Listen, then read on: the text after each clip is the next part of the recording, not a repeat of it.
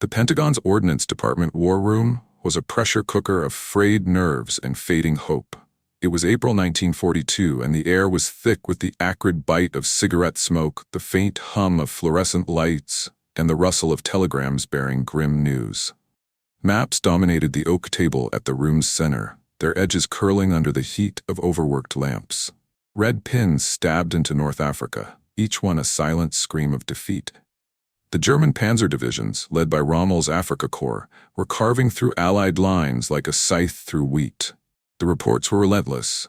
American infantry, armed with M1 Garands and little else, were being slaughtered. Their .30-06 rounds bounced off Panzer III and IV hulls like pebbles skipping across a pond. Anti-tank guns, cumbersome relics of a bygone war, were too slow to deploy and too weak to matter.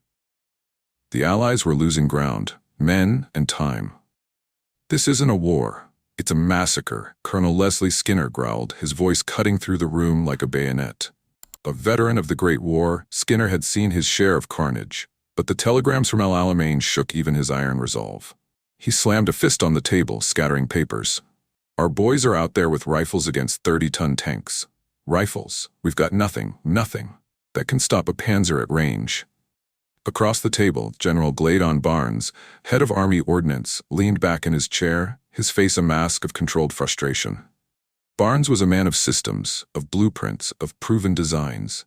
He'd built his career on precision, not miracles, and the parade of failed prototypes crossing his desk had worn his patience thin. "We've thrown millions at this problem," he said, his voice clipped. "The 37mm gun, magnetic mines, high explosive shells, none of it works. If there was a silver bullet, we'd have found it." The room murmured with agreement, but it was a hollow sound, laced with defeat. The senior engineers, men with decades of experience, exchanged glances heavy with doubt. They'd tried everything: heavier guns, which broke the backs of the men carrying them, experimental explosives, which detonated in storage, even bizarre contraptions like sticky bombs, which were as likely to kill their users as their targets. The British had their Payat, a spring-loaded monstrosity that bruised shoulders and missed targets. The Soviets were bleeding rivers to slow the German advance, their anti-tank rifles barely denting the Wehrmacht's armor.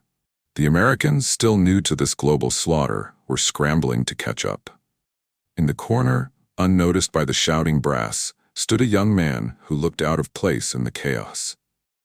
Lieutenant Edward Ull, 24 years old, was a mechanical engineer fresh from Lehigh University, his uniform still stiff with newness. His wire-rimmed glasses caught the lamplight, and his boyish face betrayed a mix of awe and unease. Ull wasn't meant to be here. Not in the war room, not in the crosshairs of history. He was a junior officer, a nobody in the hierarchy of wartime innovation. But Colonel Skinner had pulled him into the room, muttering something about fresh eyes and new blood. Ull's assignment was as clear as it was impossible. Deliver a weapon that could stop a panzer from 300 yards away, light enough for a single soldier to carry, and cheap enough to produce by the thousands. "They're asking for a miracle," Ull thought, his fingers tightening around a pencil as he stood against the wall. "A rifle won't do it. A cannon's too heavy." What's left? The war room wasn't just a room. It was a crucible where ideas were forged or shattered. Every day telegrams poured in from the front, each one a ledger of loss. The M3 Stuart tank, America's best answer to the Panzer, was a lightweight death trap, its 37mm gun outmatched by German armor. Infantry squads, trained to fight men, were being obliterated by machines. The Panzer IV's 50mm frontal armor laughed at Allied weapons, and its 75mm gun turned foxholes into graves. The math was brutal. No weapon in the U.S. arsenal could deliver enough explosive force with enough precision to stop a tank at range without requiring a crew or a tow truck. Skinner paced the hardwood floor, his boots thudding like a metronome of urgency. "The Germans have turned tanks into gods," he said, his voice low but fierce. "And we're sending our boys out with slingshots. We need something portable, powerful, and now."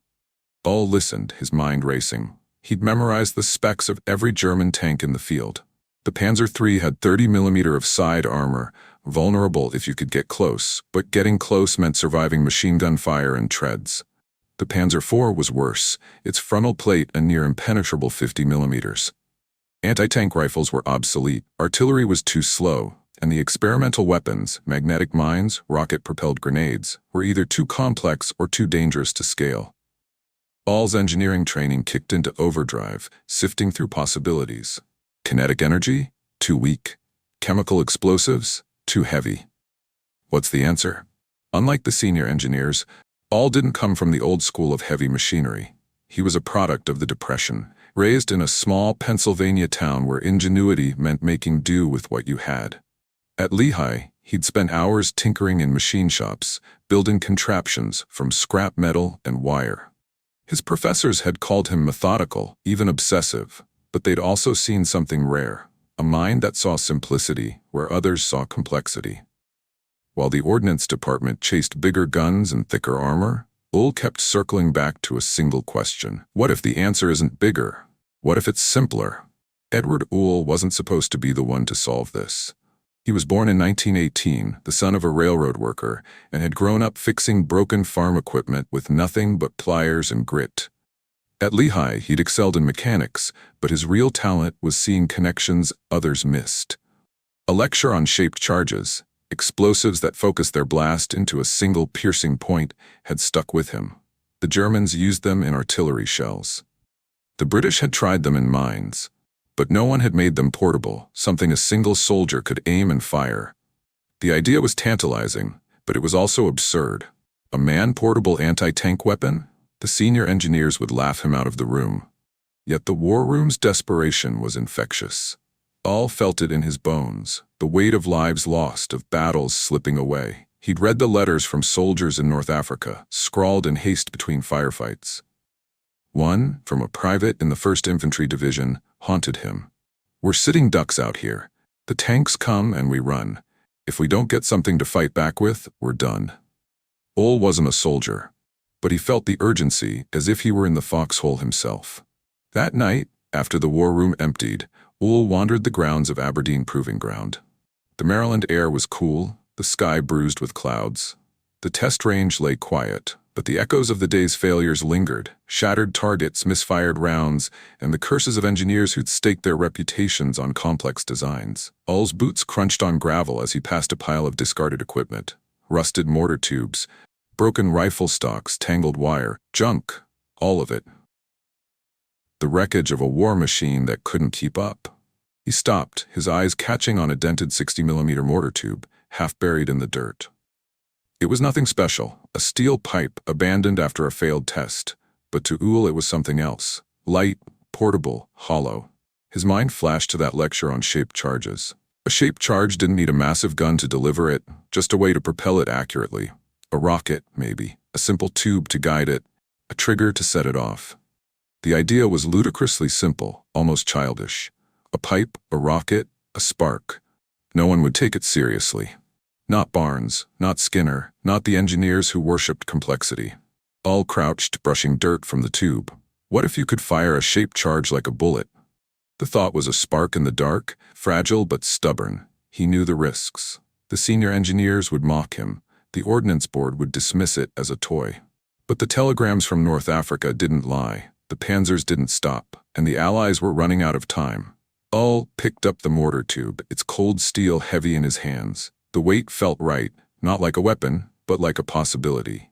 He turned it over, imagining a rocket sliding through its bore, a shaped charge piercing steel. He'd need a trigger, something simple. A battery, maybe, like the D-cells in his childhood radio. A sight, crude but functional, maybe a bent wire like the coat hangers his mother used. It was a ridiculous image, a weapon cobbled together from junk, pitted against the most advanced tanks in the world. They'll call it madness, he thought. They'll laugh me out of Aberdeen. But madness was all they had left. Across the Atlantic, the roar of German tanks grew louder.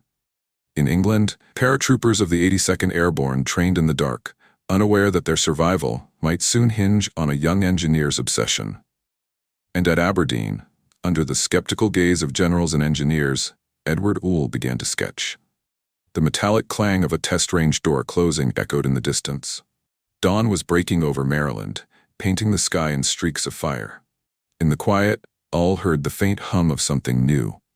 Not just a weapon, but a revolution waiting to be born. "I don't know if this will work," he whispered to himself, clutching the tube. "But I'm going to try." Somewhere in the desert, a Panzer's engine roared. In a foxhole, a soldier prayed, and in a scrap pile, a stupid idea took root. In the dim light of a machine shop at Aberdeen Proving Ground, Edward Ull worked alone. It was late April 1942, and the Maryland night was alive with the chirp of crickets and the distant rumble of test-range explosions.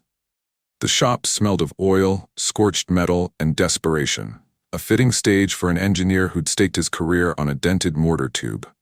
Ull's workbench was a chaos of parts. Discarded rifle springs, D-cell batteries, scavenged from a supply closet, and a coil of wire that might have once been a coat hanger. To the untrained eye, it was junk. To Ull, it was the skeleton of a revolution.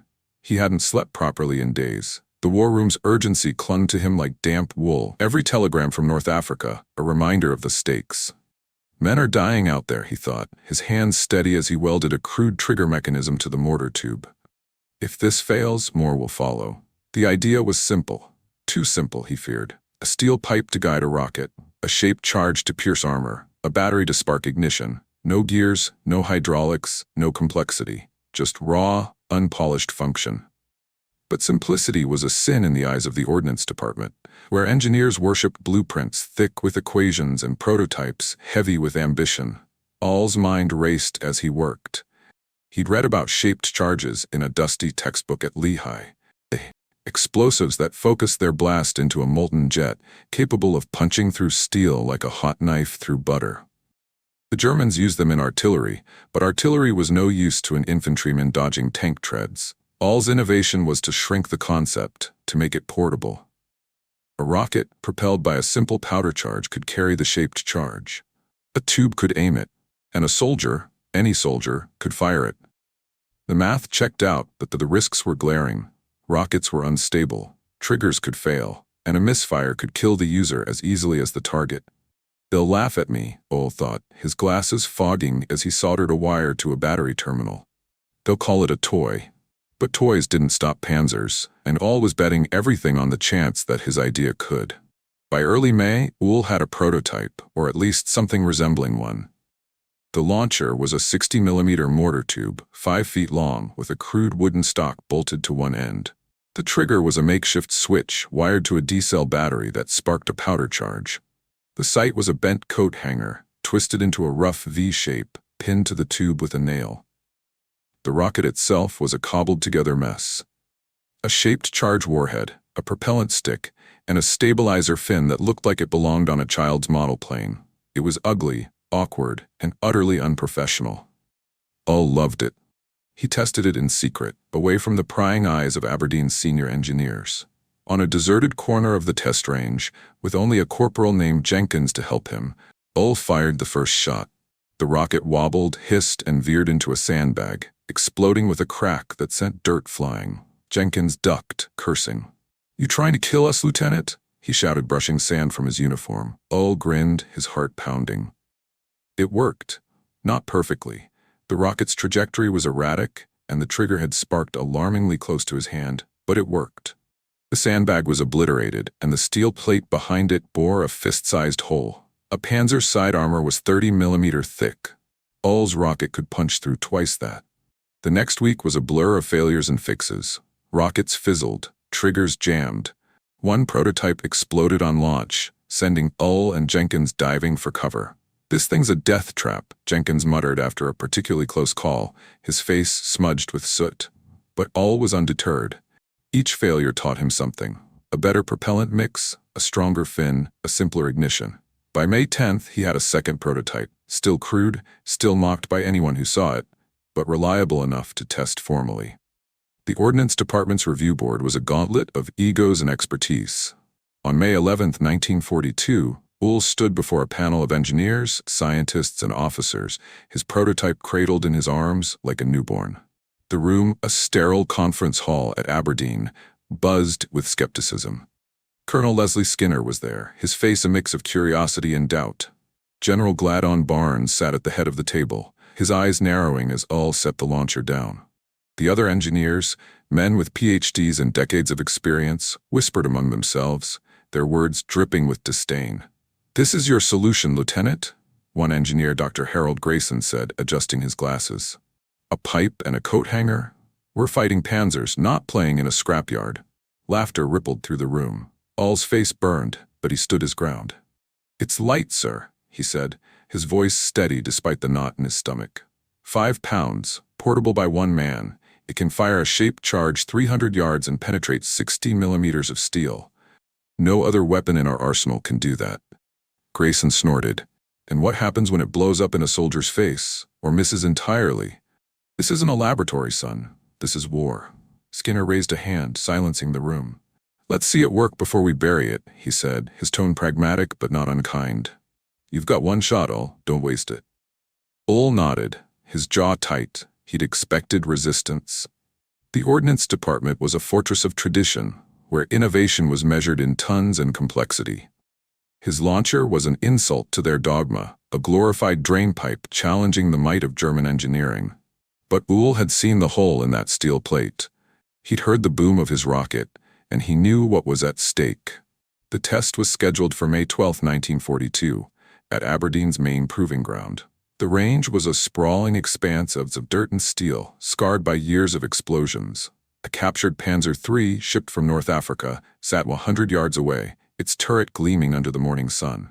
5 other weapons, state-of-the-art anti-tank guns, experimental mines, and a rocket launcher from a rival team, lined up alongside Ull's prototype. Each team had one chance to hit the moving tank. The air was thick with tension, the metallic clang of range equipment echoing like a war drum. Ull's hands shook as he loaded a rocket into the tube. Jenkins, his only ally, stood nearby, muttering a prayer. "Don't blow us up, Lieutenant," he whispered, half joking. Ull managed a weak smile. The other teams smirked, their polished prototypes gleaming in contrast to Ull's scrap heap creation. General Barnes watched from a viewing platform, his arms crossed. Skinner stood closer, his eyes locked on Ull. The first team fired, a 37mm anti-tank gun, the Army's best hope. The shell struck the Panzer's frontal armor and ricocheted harmlessly into the dirt. The second team's magnetic mine failed to stick, tumbling uselessly under the tank's treads. The third team's rocket launcher misfired, sending engineers scrambling. One by one, the superior designs failed, their crews cursing and their sponsors grimacing. Ull stepped forward, his launcher balanced on his shoulder. The coat hanger sight wobbled slightly, but he aligned it with the Panzer's side armor. The range officer's voice crackled over the radio, "Fire when ready." Ull took a breath, his finger on the trigger. This is it, he thought. 5 rockets, 5 shots, one chance to prove them all wrong. The snap of the ignition was sharp, like a whip crack. The rocket hissed, streaked across the range, and struck the Panzer with a deafening boom. Smoke billowed, and when it cleared, a jagged hole gaped in the tank's side. The crowd fell silent. Ull fired again, and again. 5 rockets, 5 hits, each one punching through steel like a divine judgment. Skinner's jaw dropped. Barnes leaned forward, his skepticism cracking. Grayson, the loudest critic, stared at the smoking Panzer, speechless. Ull lowered the launcher, his heart pounding. It worked. The stupid idea, the mocked prototype, the pipe and wire dream, it worked. By sunset, the test range was quiet, but the echoes of those 5 shots lingered. Ull's launcher wasn't just a weapon, it was a challenge to every doubter in the room. And as the Ordnance Department scrambled to make sense of what they'd seen, one thing was clear. The war was about to change. May 12, 1942, dawned, crisp and clear over Aberdeen Proving Ground, Maryland. The test range, a scarred expanse of dirt and steel, hummed with anticipation. The air carried the sharp tang of gunpowder and the low growl of a captured Panzer III, its treads churning as it rolled across the field at 100 yards. 5 elite weapon systems, each the product of months of engineering and millions in funding, stood ready to face it. Their crews, a mix of seasoned engineers and cocky officers, adjusted their sights and muttered predictions of victory. But all eyes, whether they admitted it or not, were on the young lieutenant with the ridiculous contraption, Edward Ull and his glorified drainpipe. The range was a theater of failure waiting to unfold. The Panzer, its 30mm side armor glinting in the morning sun, was a formidable target, a relic of German engineering that had crushed Allied hopes in North Africa. The Ordnance Department had pinned its hopes on heavy anti-tank guns and experimental explosives, but the telegrams from the front told a brutal truth. Nothing worked. Not the 37mm gun, too weak to penetrate. Not the magnetic mines, too clumsy to deploy. Not the rival rocket launchers, prone to misfires and breakdowns. The war was slipping away, and this test was a last stand for American ingenuity. Ull stood at the edge of the firing line, his prototype launcher balanced on his shoulder. The 60mm mortar tube patched together with a wooden stock and a coat-hanger sight looked absurd next to the polished prototypes of his rivals. His hands were steady, but his pulse thundered in his ears. 5 shots, he thought. 5 chances to prove them wrong. Corporal Jenkins, his lone ally, stood nearby wiping sweat from his brow. "Don't blow us up, Lieutenant," he whispered, his voice half joking, half pleading. Colonel Leslie Skinner watched from the sidelines, his arms crossed, his face unreadable. General Gladion Barnes, head of Army Ordnance, sat in the viewing platform, his skeptical gaze fixed on Ull. The other engineers, men like Dr. Harold Grayson, who'd mocked Ull's design as a scrapyard toy, whispered and smirked. They'd seen too many failures to believe in miracles, especially one that looked like it belonged in a junk heap. The range officer's voice crackled over the radio. "Commence firing." The first team, armed with a 37mm anti-tank gun, stepped forward. It was the Army's pride, a weapon tested and refined over years. The crew loaded a high-explosive shell, aimed and fired. The crack echoed across the range, and the shell struck the Panzer's frontal armor with a dull clang. It ricocheted into the dirt, leaving nothing but a dent. The crew cursed, their faces falling.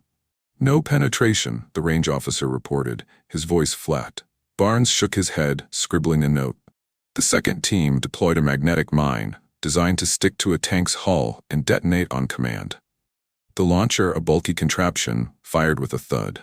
The mine sailed toward the Panzer, missed its mark, and tumbled uselessly under the treads. The explosion was impressive but harmless, kicking up a cloud of dust. "Failure," the officer called.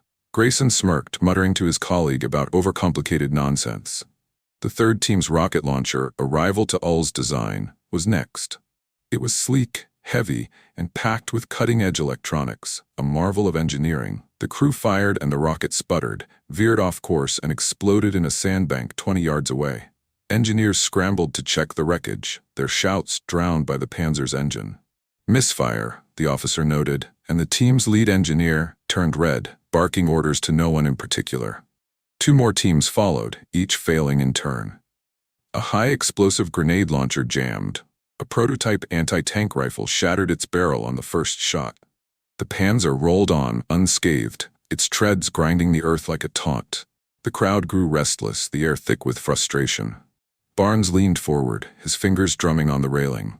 Skinner's eyes flicked to Ull, a flicker of hope in his otherwise stoic expression. Ull stepped to the firing line, his launcher light in his hands. 5 pounds, maybe 6, a fraction of the weight of the other weapons. The coat-hanger sight wobbled slightly as he aimed, aligning the V-shape with the Panzer's side armor. The rocket, a crude assembly of propellant and shaped charge, sat snug in the tube. The trigger, wired to a D-cell battery, felt flimsy under his finger. This has to work, he thought, the weight of the war room's desperation pressing against him. For the boys in North Africa. For the ones who won't make it home. The other engineers watched, some with pity, others with scorn. "This ought to be good," Grayson muttered, loud enough for all to hear. Jenkins shot him a glare, but all ignored it. His focus locked on the target. The Panzer's engine roared, its treads kicking up dust as it moved at 15 miles an hour, a speed that made most weapons useless. "Fire when ready," the range officer called. All took a breath, steadying the tube. The world narrowed to the Panzer's silhouette, the hum of its engine, the glint of its armor. His finger pressed the trigger. The snap of the ignition was sharp, like a firecracker. The rocket hissed, streaking across the range in a blur of smoke and flame. It struck the Panzer's side with a deafening boom, the explosion echoing like thunder. Smoke billowed, obscuring the tank. When it cleared, a jagged hole gaped in the armor, molten metal dripping like candle wax. The crowd froze. Jenkins let out a low whistle. "Holy hell, Lieutenant!" Ull didn't pause. He loaded another rocket, aimed and fired. Another boom, another hole. 3 more shots followed, each one striking true. 5 rockets, 5 hits, each one punching through 60 millimeters of steel with surgical precision. The Panzer sat motionless, its hull a constellation of wounds. The range fell silent, save for the distant hum of the tank's dying engine. Skinner stepped forward, his eyes wide. "What did I just see?" he asked, almost to himself. Barnes stood, his skepticism replaced by something else. Respect, maybe, or disbelief. "Run it again," he ordered, his voice tight. "Same conditions, now." Ull obliged, his hands moving with mechanical precision. 5 more rockets, 5 more hits. The Panzer was a wreck, its armor shredded like paper. The other engineers, once so quick to laugh, stood speechless. Grayson's smirk was gone, his notebook forgotten on the table. As the smoke cleared, Skinner approached Ull, clapping a hand on his shoulder. "You've got something here, son," he said, his voice gruff but warm. "Something real." Barnes descended from the platform, his face a mix of awe and calculation. "What do you call this thing?" he asked, gesturing to the launcher. Ull hesitated. He hadn't thought about a name. It was just a prototype, a desperate idea born from a scrap pile.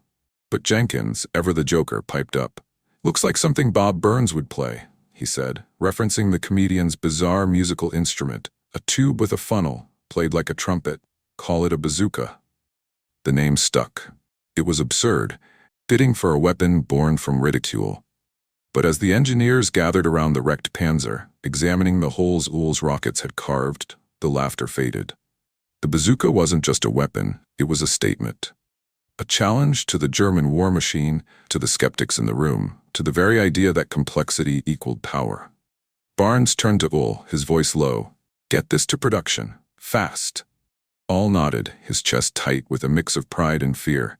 He'd proven them wrong, but the real test was coming. The bazooka would have to face not just a test range, but the chaos of war. And as the sun set over Aberdeen, casting long shadows across the scarred Panzer, one thing was clear. The world's most mocked weapon had become its most feared. By sunset, the bazooka was no longer a joke. It was a promise that the infantry, for the first time, might stand a chance against the gods of steel. The triumph at Aberdeen Proving Ground on May 12, 1942, was a fleeting spark in the dark. Edward Ull's bazooka had silenced the skeptics, turning a captured Panzer III into a pincushion of molten holes. 5 shots, 5 hits, a miracle of engineering born from a mortar tube and a coat hanger. But miracles don't win wars, weapons do. And as the Ordnance Department greenlit the bazooka for production, Ull faced a new enemy. The grinding reality of mass manufacturing. The war wasn't waiting, and neither could he. General Gladion Barnes, his skepticism now a grudging respect, issued the order to General Electric's Bridgeport, Connecticut plant. Produce 5,000 bazookas by the end of 1942. The timeline was brutal.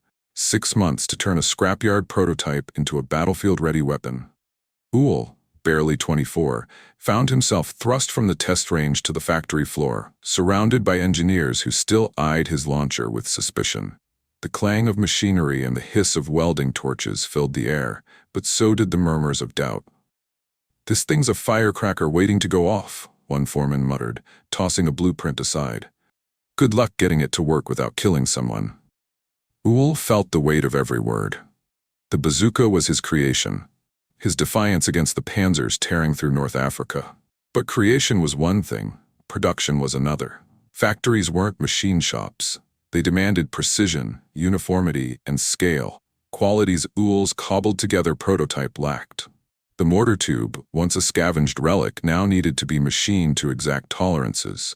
The D-cell battery ignition, a makeshift marvel, had to be replaced with something reliable. And the rockets, those temperamental-shaped charges, had to be stable enough to survive transport, weather, and the chaos of combat. They believed in it for a day, Ull thought, wiping sweat from his brow as he stood amid the factory's roar. Now, I have to make it real. The first weeks at General Electric were a descent into chaos. The bazooka, so elegant in its simplicity, became a nightmare to scale. The steel tubes, rushed through production, varied in diameter by fractions of an inch, enough to jam rockets or misaligned shots. The electrical ignition system, dependent on scavenged batteries, sparked erratically, sometimes failing entirely, sometimes igniting too soon. One test rocket detonated in the tube during a factory trial, sending shrapnel flying and workers diving for cover. The boom echoed through the plant, followed by a foreman's shout, "This thing's a death trap."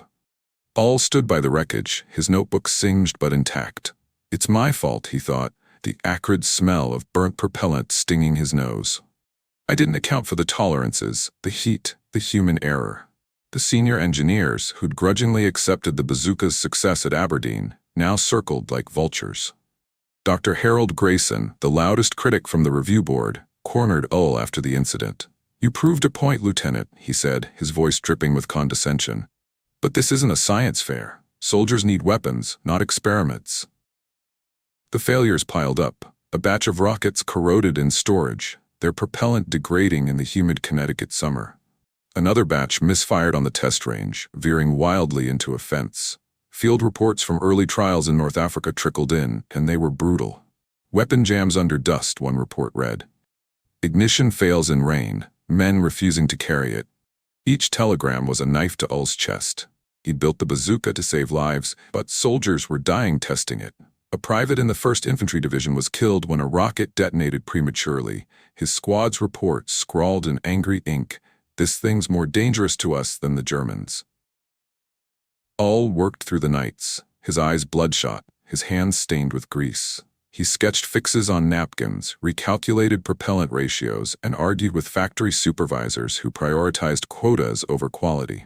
Colonel Leslie Skinner, his only ally, visited the plant when he could, offering gruff encouragement.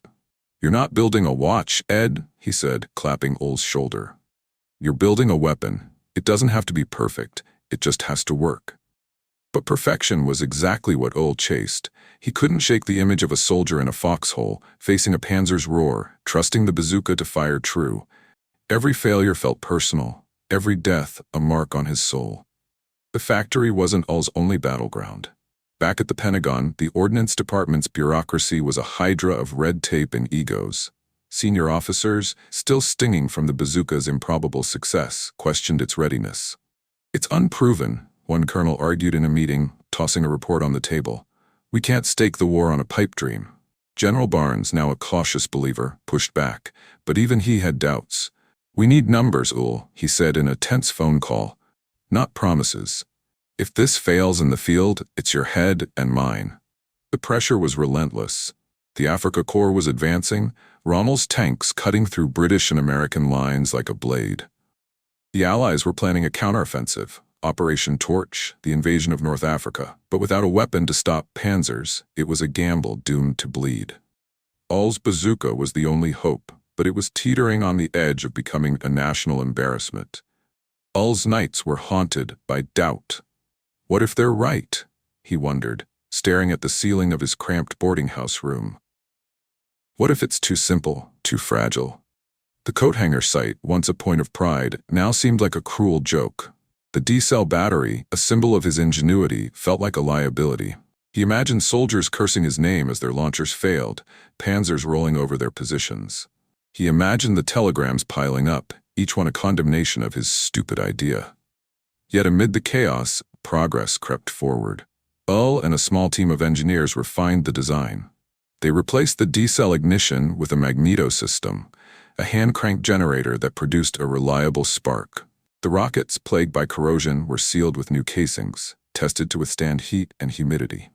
The tubes were standardized, machined to precise specifications. Each fix was small, but together they transformed the Bazooka from a prototype into a weapon. By late summer, a new batch of launchers was ready for field testing. The results were mixed but promising. A report from a training camp in Georgia noted, weapon fires consistently at 200 yards. Penetration confirmed on 50mm steel. Soldiers report ease of use. It wasn't perfect, but it was enough to keep the project alive. Skinner, reading the report, grinned for the first time in weeks. "You're getting there, Ed," he said. "Keep pushing." All nodded, but the weight of responsibility never lifted. Every step forward felt like a race against time, against the panzers, against the skeptics waiting for him to fail. He was no longer just an engineer. He was a man carrying the hopes of an army. In September 1942, as the factory churned out its first 500 bazookas, a new request arrived at Aberdeen. It came from General Matthew Ridgway, commander of the 82nd Airborne Division. Ridgway, a visionary with a reputation for bold tactics, had heard of Ull's weapon. Unlike the infantry commanders who saw it as a risky novelty, Ridgway saw potential. "A weapon this light could change how we fight," he wrote in a memo. "Paratroopers need something to hit tanks without weighing them down. Can your bazooka deliver?" Ull read the memo in the factory's break room, the clatter of machinery fading into the background. The 82nd Airborne, elite soldiers who dropped behind enemy lines with nothing but what they could carry. If the bazooka could work for them, it could redefine warfare, but it would need to be lighter, tougher, and deadlier than ever. The M1 model, still plagued by flaws, wasn't ready for the chaos of airborne operations. Ull folded the memo and tucked it into his pocket. This is it, he thought. The real test. The Panzer's roar echoed in his mind, but so did the snap of his rocket's ignition, the boom of its impact. The bazooka was no longer just a weapon, it was a lifeline for men like Ridge paratroopers, men who would face the German war machine with nothing but courage and a 5-pound tube. As the factory lights flickered and the first autumn chill settled over Connecticut, Ull returned to his workbench. The war was waiting, and so was the 82nd. By October 1942, the General Electric plant in Bridgeport, Connecticut, was a battlefield of its own. The roar of machinery and the hiss of welding torches filled the air, a relentless symphony of urgency. Edward Ull, now a fixture on the factory floor, moved through the chaos like a man possessed. His wire-rimmed glasses were smudged with grease, his uniform stained with the sweat of sleepless nights. The bazooka, his improbable creation, had survived the crucible of Aberdeen's test range, but production had nearly broken it. Faulty tubes, misfiring rockets, and scathing field reports had turned Ull's triumph into a gauntlet of doubt. Yet a new spark had ignited. General Matthew Ridgway's request for a weapon tailored to the 82nd Airborne. The paratroopers needed something light, lethal, and unbreakable, qualities the M1 bazooka, still a flawed prototype, couldn't yet deliver. Ull stood over a workbench littered with blueprints and rocket casings, his mind racing. Ridgway's men drop into combat with nothing but what they can carry, he thought. If the bazooka fails them, they're dead. The M1 at 5 pounds was portable, but its ignition was unreliable, its rockets unstable, and its single-piece tube too cumbersome for paratroopers who needed to assemble gear in seconds. The failures in North Africa, jams and dust, misfires and rain, haunted Ull. He couldn't afford another mistake, not with the invasion of North Africa looming and the D-Day landings whispered about in Pentagon corridors. Colonel Leslie Skinner, Ull's steadfast ally, leaned against a nearby machine, his arms crossed. "Ridgway's betting on you, Ed," he said, his voice gruff but encouraging. "The 82nd needs a weapon that can be packed in a parachute, assembled under fire, and hit a Panzer at 200 yards. Can you deliver?" Ull nodded, his jaw tight. "I have to." The redesign began in a flurry of sketches and scrapped parts. Ull and a small team of engineers worked around the clock, driven by the ticking clock of war. The M1's flaws were clear. Its electrical ignition sparked erratically, its single-piece tube was too long for airborne drops, and its rockets corroded in harsh conditions. Ull tackled each problem with the same obsessive simplicity that had birthed the bazooka. "Complexity kills," he reminded himself. "Keep it lean, keep it lethal." The first breakthrough was the ignition. The D-cell battery, a relic of Ull's prototype days, was replaced with a magneto system, a hand-cranked generator that produced a reliable spark with no external power source. It was rugged, foolproof, and light, perfect for soldiers in the field. Ull tested it himself, cranking the magneto until his arm ached, each snap of the ignition a small victory. "No more batteries," he muttered, a rare smile breaking through his exhaustion. No more excuses. The tube was next. Paratroopers needed a launcher that could be broken down for transport and reassembled in seconds. Ull's team devised a split-tube design, 2 steel segments, each under 3 feet long, that locked together with a simple latch. At 5 pounds, the M9 was as light as its predecessor, but far more practical. Ull tested the assembly in a mock parachute drop, scrambling to connect the halves under a stopwatch. 10 seconds, a technician called out, impressed. Fast enough for combat. The rockets were the hardest challenge. The M1's M6 rockets were prone to corrosion and misfires, their propellant degrading in humidity. Hull collaborated with chemists at Picatinny Arsenal to develop the M6A3, a sealed warhead with a stabilized propellant and a reshaped charge for deeper penetration. Tests at Aberdeen showed it could punch through 100 millimeters of steel, more than enough to gut a Panzer IV's side armor. The M6A3 was heavier, pushing the bazooka's total weight to 6 pounds when loaded, but it was a price worth paying. "This will stop anything the Germans throw at us," Uhl said, watching a test rocket tear through a steel plate with a boom that rattled the range. By December 1942, the M9 airborne bazooka was born. It was sleeker, tougher, and deadlier than the M1, a weapon built not just for infantry but for the elite paratroopers who would drop behind enemy lines. Hull held the prototype in his hands, its cold steel a testament to months of failure and redemption. "This is it," he thought. "This is what they'll carry into hell." The M9's first field tests were a revelation. At Fort Benning, Georgia, paratroopers from the 82nd Airborne ran drills with the new launcher. They assembled it in seconds, fired it from foxholes, and carried it through mock drops. A sergeant's report was glowing. "Light as a rifle, hits like a cannon. The boys love it." The magneto ignition worked in rain, the split-tube design survived rough handling, and the M6A3 rockets punched through every target. Even the coat hanger sight, now replaced with a simple metal reticle, was praised for its ease of use. General Ridgway visited the test site, his sharp eyes studying the weapon in action. "This changes everything," he said, watching a paratrooper fire a rocket that obliterated a mock tank. "My men can hit armor from the ground, from trees, from anywhere. You've given us a chance, Lieutenant." Hull felt a surge of pride, but it was tempered by the weight of what lay ahead. The M9 was ready, but the war was not. Operation Torch had landed Allied forces in North Africa, and the bazooka was already in limited use, with mixed results.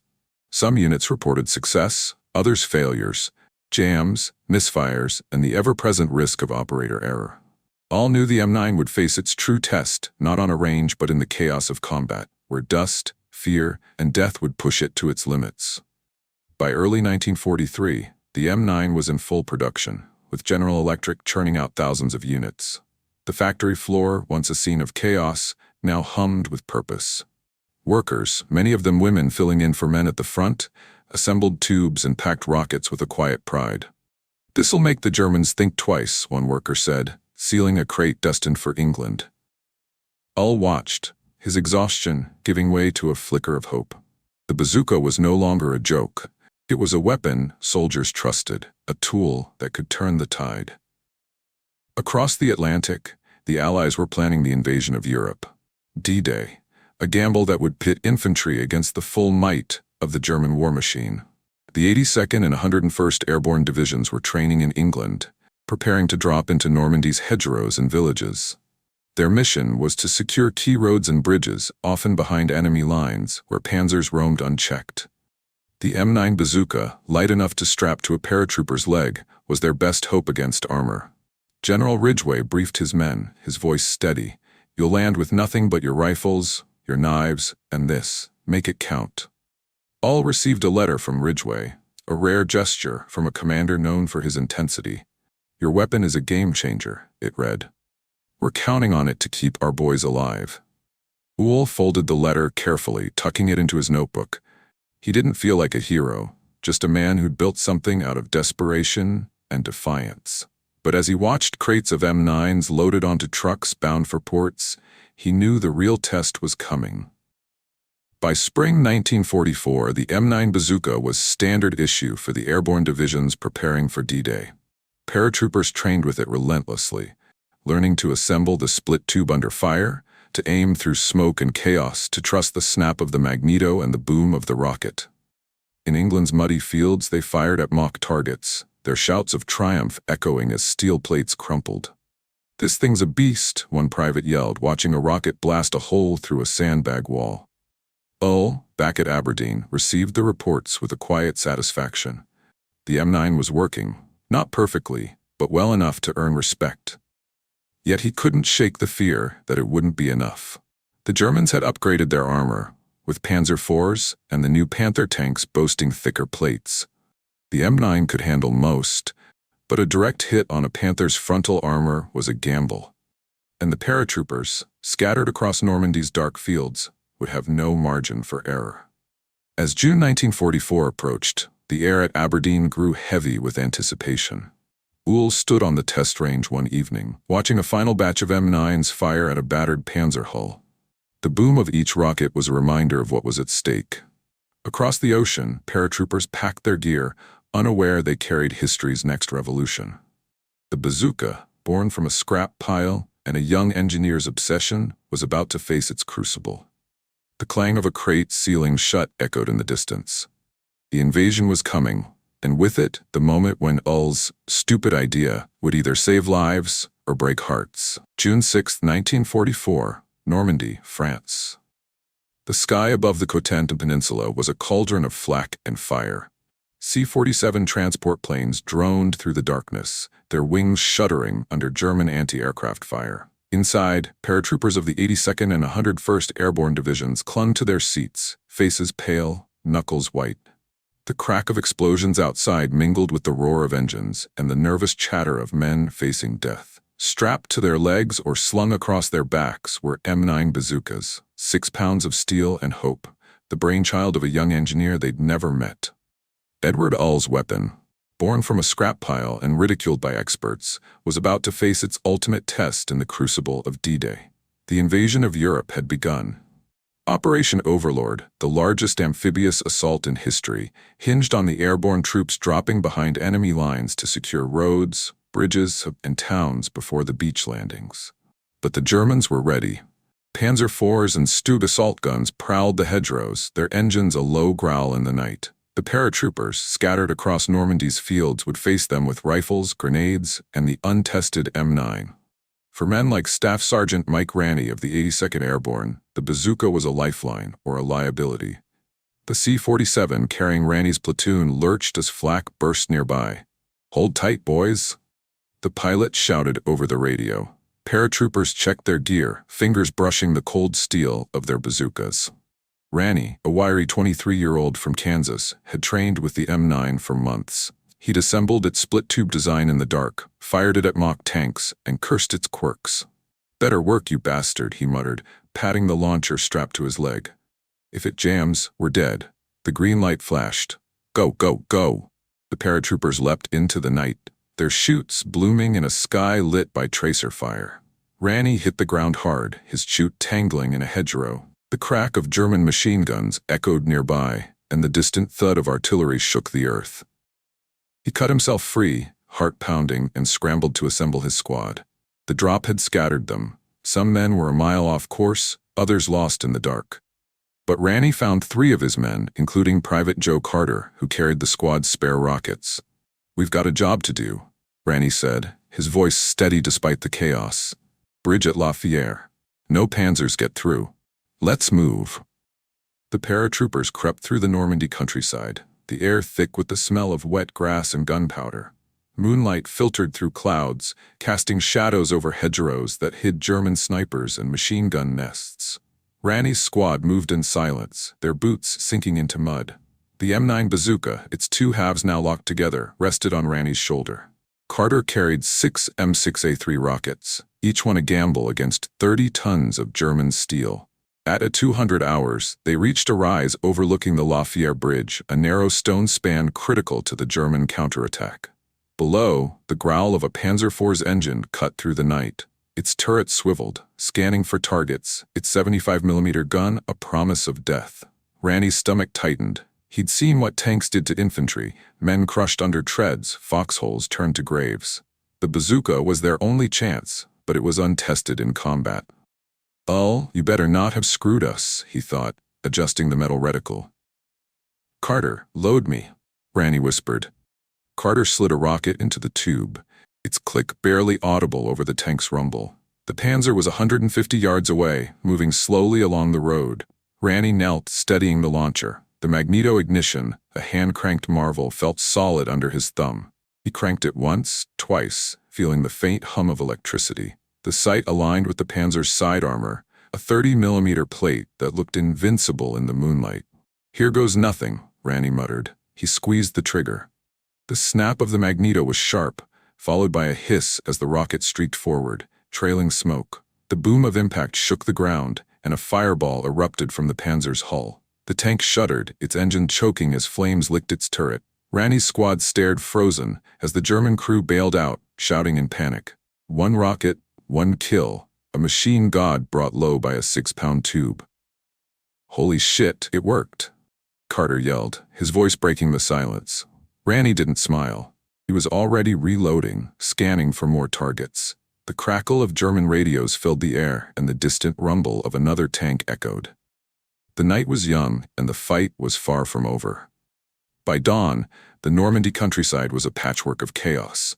Paratroopers fought in scattered pockets, cut off from their units, facing German infantry and armor with whatever they had. The M9 Bazooka, carried by dozens of squads, became a beacon of hope. Near Sainte-Mère-Église, a paratrooper team ambushed a Stug 3, their rocket piercing its rear armor and turning it into a pyre. At a crossroads near Carentan, another squad stopped a German half-track with a single shot. The boom of each hit was a message. The infantry were no longer prey.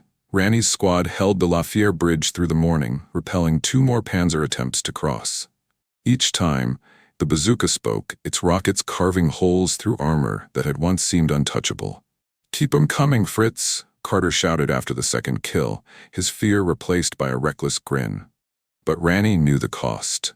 They'd lost 2 men to machine gun fire, and their rocket supply was dwindling. The M9 was a miracle, but it wasn't invincible. Across Normandy, reports of the Bazooka's success trickled back to Allied command. General Ridgway, coordinating the airborne assault, received a runner's message at 0600 hours. 82nd reports multiple tank kills with new launcher. Weapon effective at 150 to 200 yards. Ridgway, his face etched with exhaustion, allowed a rare nod of approval. "Tell the men to keep those bazookas firing," he said. "They're rewriting the rules." On the German side, confusion reigned. Panzer crews, trained to fear artillery or mines, were blindsided by infantrymen wielding tubes that spat fire. A captured German radio transmission, intercepted near Carentan, revealed their shock. American paratroopers with rocket weapons. They hit from nowhere. "Our tanks burn." The myth of the Panzer's invincibility was cracking, one boom at a time. But the Germans were quick to adapt. By midday, reports reached Ranney's squad of enemy infantry targeting bazooka teams, their snipers zeroing in on men carrying the distinctive tubes. The M9 was a game-changer, but it painted a target on its users. Ranney felt it every time he aimed, the weight of German eyes on him. One shot, one chance, he thought, cranking the magneto for another rocket. As the sun rose over Normandy, the bazooka's impact rippled through the battlefield. Paratroopers, once helpless against armor, now hunted tanks from hedgerows and ruins. The M9's split-tube design let them carry it in drops, assemble it in seconds, and fire from cover. Its magneto ignition worked in the rain-soaked fields, and its M6A3 rockets punched through steel with terrifying precision. The weapon wasn't perfect. Some rockets veered off course and the backblast betrayed positions, but it was enough. For the first time, the infantry were not running from tanks, they were hunting them. Back at Aberdeen, Edward All wouldn't hear of these victories for days. He was still at the factory, tweaking designs, answering frantic cables from the front. But the snap of the magneto, the hiss of the rocket, and the boom of impact were his legacy, carried by men like Ranney into the heart of the war. The bazooka, mocked as a toy, had become a predator. The crackle of gunfire echoed across Normandy as Ranney's squad reloaded, their faces grim but resolute. The bridge at Lafayette held, and the Panzers burned. Ohl's stupid idea had drawn first blood, and the tide of war was shifting. June 7, 1944, Normandy. The sun climbed over the hedgerows, casting long shadows across a landscape scarred by fire and steel. The crackle of gunfire and the distant thud of artillery were the pulse of the invasion, but a new sound had joined the chorus, the hiss and boom of the M9 bazooka. From Sainte-Mère-Église to Carentan, paratroopers of the 82nd and 101st Airborne Divisions wielded Edward Uhl's weapon like a scythe, cutting down German armor that had once seemed invincible. The bazooka, born from a mocked prototype and tempered in the chaos of production, was no longer an experiment. It was a revolution, rewriting the rules of warfare across the battlefields of France.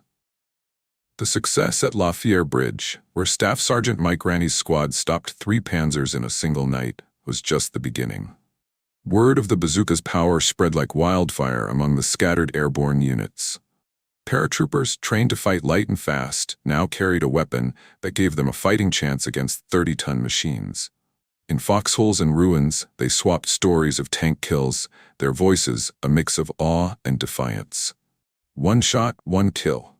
A private from the 101st bragged, wiping soot from his face. Fritz doesn't know what hit him.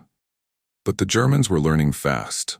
Panzer crews, shaken by the sudden vulnerability of their tanks, began to adapt. They avoided open roads, hugging hedgerows where bazooka teams struggled to get clear shots. Snipers targeted paratroopers carrying the distinctive tubes, and infantry squads hunted them with machine guns. The bazooka was a game changer, but it came at a cost. Every hiss of a rocket revealed the shooter's position, and the backblast, a jet of flame and smoke, lit up the night like a beacon. Nowhere was the bazooka's impact clearer than at Carentan, a vital town linking the Utah and Omaha beachheads.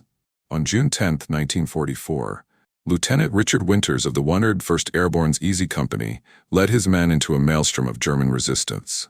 The town's narrow streets were a kill zone, with Panzer IVs and Stug 3 assault guns anchoring the German defense. Winters, a calm but relentless officer, knew his men couldn't hold Carentan without neutralizing the armor. The M9 bazooka was their only hope. Winters' team moved under cover of dawn, their boots silent on the cobblestones. A Panzer IV rumbled ahead, its 75mm gun swiveling toward their position. Winters signaled to Private John McGrath, a lanky farm boy who'd mastered the M9 in training. "Take it out," Winters whispered, his voice steady but urgent. McGrath nodded, assembling the split-tube launcher with practiced speed. He loaded an M6A3 rocket, its shaped charge gleaming in the faint light. The Panzer was 120 yards away, its engine growling as it turned a corner. McGrath knelt behind a shattered wall, the bazooka balanced on his shoulder. The magneto snapped as he cranked it, the reticle aligning with the tank's side armor. "Here we go," he muttered, squeezing the trigger. The rocket streaked forward with a hiss, striking the Panzer with a boom that echoed through the streets. Flames erupted from the hull, and the tank ground to a halt, its crew scrambling out in panic. But the Germans weren't done. 2 more Panzers emerged, their turrets scanning for the threat. Winters' voice cut through the chaos. "McGrath, reload, now." McGrath fired again, the second rocket punching through a Panzer's turret. The third tank, caught in the open, took a hit from another bazooka team across the street. In 10 minutes, 3 tanks lay burning, their crews fleeing or dead. The crackle of small arms fire followed as Easy Company pressed the attack, securing the street. Winters later wrote in his report, "The M9 bazooka turned the tide. Without it, we'd have been overrun." Carentan fell to the Allies, its streets littered with the wreckage of German armor. The bazooka, once mocked as a toy, had become the great equalizer. Man versus machine, courage versus steel. Across Normandy, the bazooka's impact rippled through German ranks. Captured documents, seized by Allied intelligence, revealed a growing fear among Panzer crews. A report from a German officer near Caen read, "The American rocket weapon is a menace. It strikes from cover, at ranges we cannot counter. Our tanks are no longer safe." Another, from a Panzer IV commander, was blunt. "We thought the infantry were helpless. Now they hunt us." The psychological blow was as devastating as the physical. The Panzer, once a symbol of German dominance, was no longer untouchable. Paratroopers, armed with 6-pound tubes, struck from hedgerows, attics, and ditches, their rockets piercing armor with terrifying precision. The boom of each hit was a message. The myth of the invincible tank was dead. German commanders scrambled to respond. They ordered tanks to travel in pairs, supported by infantry to flush out bazooka teams. They reinforced frontal armor on some Panzer IVs, hoping to deflect the M6A3's shaped charge. But the bazooka's mobility, light enough for a single man to carry, simple enough to fire from cover, made it a nightmare to counter. A captured German radio transmission, crackling with desperation, summed it up: "Beware the American rocket men, they are everywhere." For the paratroopers, the bazooka was both a blessing and a curse. its power came with a price.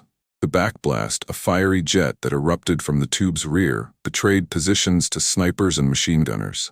In dense hedgerows where cover was scarce, bazooka teams became prime targets.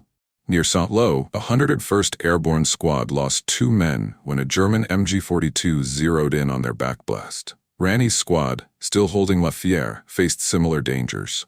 "Every time we fire, we're begging for a bullet," Carter grumbled, loading another rocket. Yet the paratroopers embraced the risk.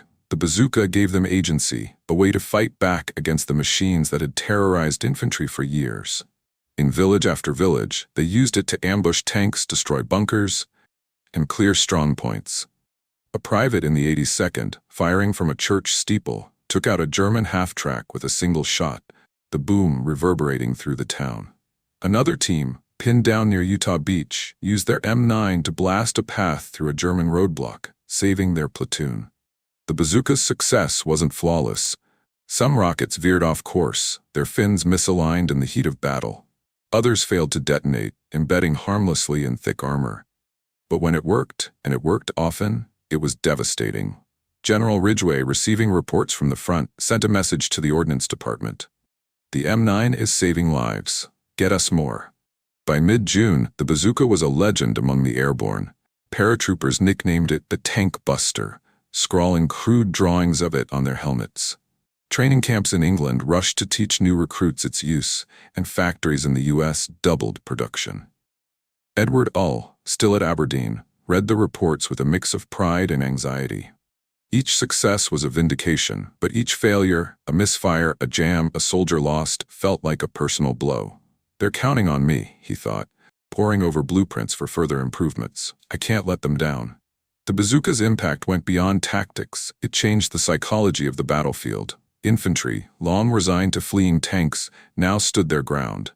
Paratroopers, outnumbered and outgunned, fought with a new confidence.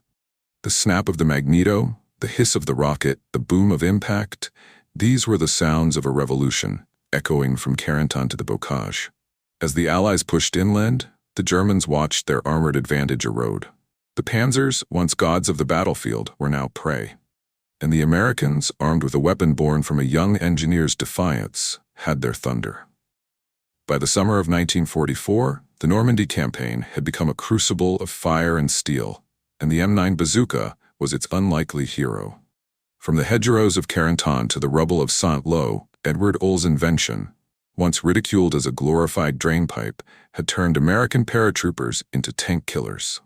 The snap of the magneto, the hiss of the rocket, and the boom of impact had become the anthem of the infantry, a sound that struck fear into German panzer crews. The myth of the invincible tank was shattered, replaced by the reality of burning hulks littering the French countryside. But as the Allies pushed deeper into Europe, the bazooka's story was far from over. Its legacy was just beginning, and with it came a bitter irony. The student would soon face the master.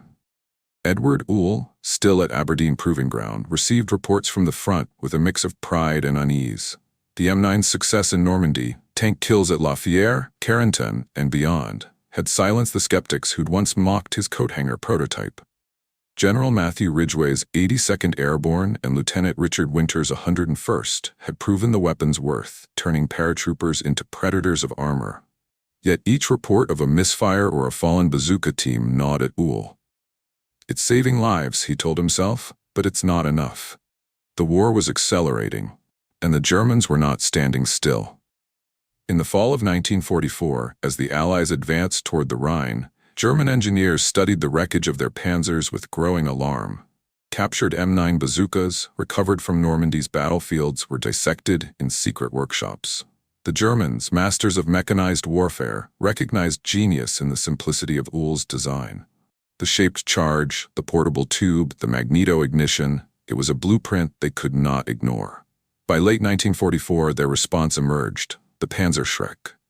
A larger, heavier version of the bazooka with a 3.5-inch rocket capable of penetrating 200 millimeters of steel. The irony was stark. The stupid idea, born from a scrap pile and laughed at by American engineers, had been reverse-engineered by the enemy. The Panzerschreck, nicknamed Tank Terror by German troops, was a brutal mirror of the M9. It was bulkier, nearly 20 pounds compared to the Bazooka's 6, but its rockets hit harder and its shield protected gunners from backblast. In the Ardennes during the Battle of the Bulge, American troops faced their own innovation turned against them. Shermans and half-tracks burned under Panzerschreck fire, their crews cursing the weapon that echoed Ohl's design. A captured American report from Bastogne, December 1944, noted, "German rocket launchers are hitting our armor at 150 yards. They're using our own trick against us." For Ohl, reading the report at Aberdeen, it was a gut punch. "They've taken my weapon and made it better," he thought, his hands tightening around a blueprint. But there was a grim pride in it too. The Bazooka had forced the Germans to adapt, to rethink their armored dominance. The student had become the master, and the arms race had begun. As the war ground toward its end in 1945, the Bazooka's impact rippled beyond the battlefield. It had changed not just tactics, but the psychology of warfare. Infantry, once helpless against tanks, now fought with confidence, knowing they could strike from cover and win. The M9's portability, light enough for a paratrooper to carry, simple enough to assemble under fire, had redefined the role of the foot soldier. General Ridgway, reflecting on Normandy, wrote, "The Bazooka gave my men the power to fight machines on equal terms. It turned fear into fire." The weapon's success spurred innovation. By war's end, the U.S. was developing the M20 Super Bazooka, a response to the Panzerschreck with greater range and penetration. Other nations followed, from the Soviet RPG-2 to the British Piat's successors. The Bazooka had birthed a new class of weapons, man-portable anti-tank launchers, tools that would shape conflicts for decades. From Korea to Vietnam, the echo of Ohl's idea would resonate, a testament to the power of simplicity in a world obsessed with complexity. Back at Aberdeen, Ohl's role faded into the background. He was no hero in the public eye, no medals, no parades. The paratroopers who fired his weapon, men like Mike Ranney and John McGrath, were the ones who faced the fire. But Ohl didn't seek glory. His reward was in the telegrams, the reports, the lives saved. A letter from a 101st Airborne private, scrawled in a German prison camp, reached him in 1945. "Your Bazooka got us through Carentan. I'm alive because of it. Thank you." Ohl kept the letter in his desk, a quiet reminder of why he'd fought the skeptics, the failures, the long nights. The Bazooka's story was more than a tale of engineering. It was a lesson in defiance. It began with laughter, with men like Dr. Harold Grayson calling it a scrapyard toy. It faced chaos, from exploding prototypes to scathing field reports. Yet through it all, Ohl's belief held firm. Simplicity isn't weakness, he'd thought, welding a trigger in a lonely machine shop. It's survival. The Bazooka proved him right, not just by destroying tanks but by reshaping the battlefield. It gave the infantry a voice, a way to fight back against the gods of steel. The moral was clear. In war, arrogance kills faster than bullets. The Ordnance Department's obsession with complexity, big guns, heavy machines, had blinded them to the power of a mortar tube and a coat hanger. Ohl's stupid idea succeeded because it embraced adaptability, courage, and the stubborn refusal to accept defeat. It was a reminder that genius often wears the mask of madness, that the simplest idea can shatter empires. As the war ended, the roar of the Bazooka faded, but its echo lingered. The Panzers were gone, their wreckage rusting in fields from Normandy to Berlin. The paratroopers, hardened by battle, returned home or marched on to new fights. Edward Ohl left the army, his name unknown to most, his legacy carried in the hands of soldiers he'd never meet. The Bazooka, born from a spark of defiance, had changed the way men fought machines forever. In the quiet of Aberdeen's test range, where it all began, the clang of steel and the boom of rockets were memories. The Panzer hulls, once targets, sat silent, their holes a testament to a young engineer's obsession. The laughter that greeted Ohl's design had turned to awe, then to respect, and finally to silence. The silence of burned-out tanks and humbled skeptics. They called it stupid, Ohl thought, standing alone on the range one last time. But it changed everything. If you love stories of human ingenuity that turned the tide of war, subscribe for more untold moments of history.